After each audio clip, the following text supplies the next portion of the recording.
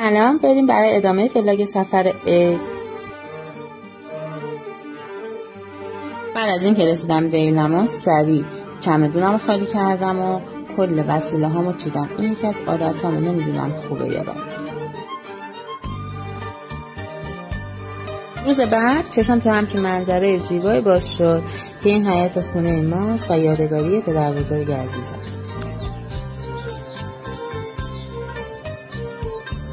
بچه‌ها جونی، من از اون روز عکس ویدیو ندارم، ولی فرداش برای روز 13 بدر آماده شدم و رفتم پیش خانواده مادرم.